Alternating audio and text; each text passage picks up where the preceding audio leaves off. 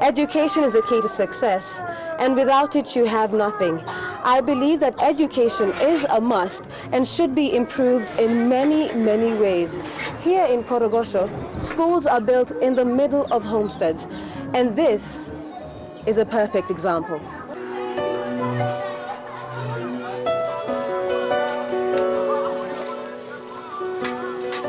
Apart from the sign outside and the uniformed children walking in, you cannot tell that beyond the line of clothes lies a school.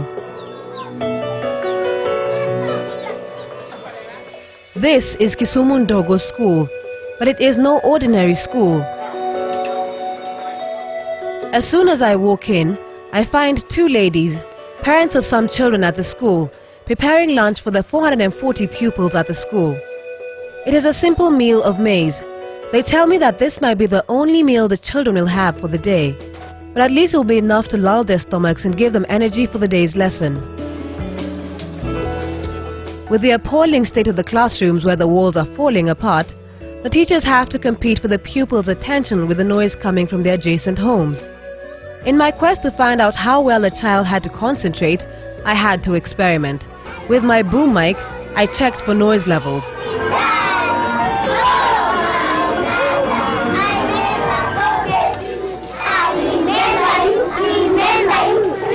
This is clearly unbearable, but what choice do they have? I believe we don't meet it to the maximum level, but to the neighbors, we talk to them. We even tell them to reduce the volumes of their radios and the TVs when the learning is going on, and they respond. The neighborhood provides little solace. The area is crawling with gangs eager to attack at any moment. Some of the pupils have tales of their ordeal in the hands of thugs. Some have been waylaid by rapists and sworn to silence by their assailants, who threaten to do worse to them.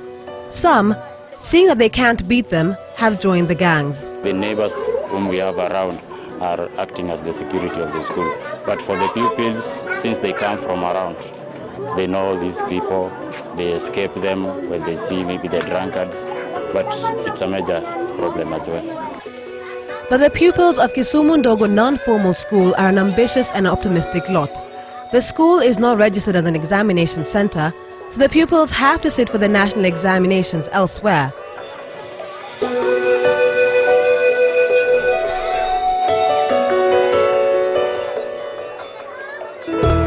They have the ambitions. They even tell us that one day they would like to be maybe the president of Kenya, they would like even to be the prime minister, and even they would like to be pilots.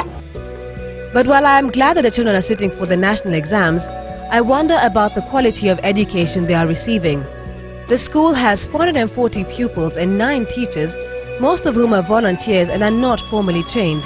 In fact, most of the teachers themselves are school dropouts. You see, for the children, actually, we can't maybe stop them from their right. That is their right. Their right to be educated. Approximately 150 meters away from Kisumu Ndogo School, the innocent faces of tomorrow's leaders, ready to begin another day drinking from the fountain of knowledge. This is Jambo Toto School, and sadly, it is the same state of affairs here. This is the reason. The school is on a 100 by 40 meter piece of land. It runs all the way from nursery to standard 8 and currently has 375 pupils. The children here come from the various villages within the slum.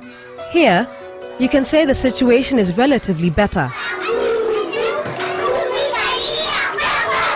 They have a double-story building made from corrugated iron sheets and timber that serves as the upper classrooms.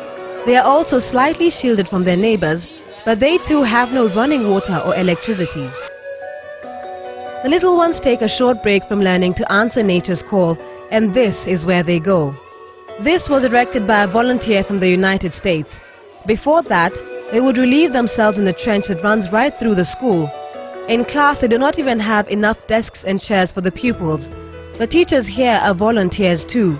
They are paid depending on whether the pupils pay the 200 shillings school fees for the term and 15 shillings for a meal every day, 5 shillings for a cup of porridge or an avocado at recess, and 10 shillings for a meal at lunchtime.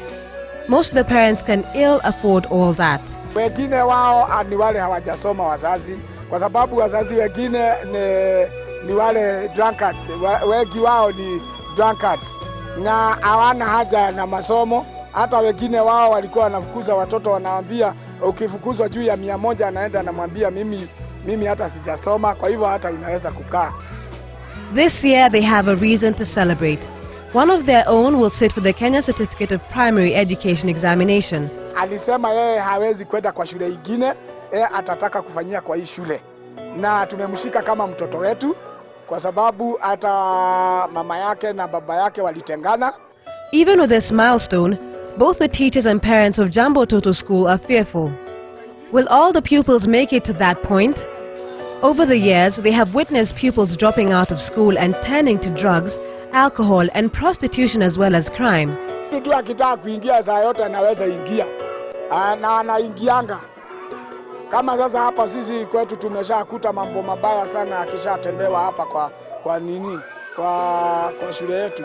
Kwa sababu tena hatuwezi kuandika hata watchmen.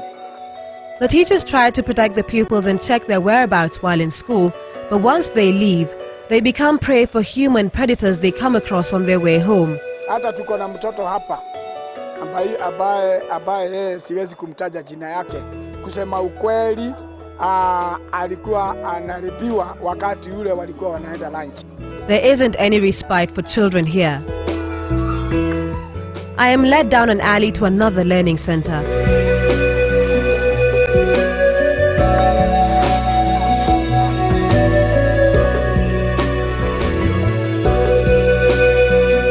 This one is inside a church. On weekdays, it is turned into a school by simply dropping these special curtains. Well, if you can call them that. Today, there are about 25 students and 1 teacher. Again, I think about the quality of education that the children are receiving. Our schools today need more teachers who are qualified in the subjects that they teach. Because from what you're about to witness, there are those teachers teaching subjects that they shouldn't be. Maureen Njoroge with that perspective shortly.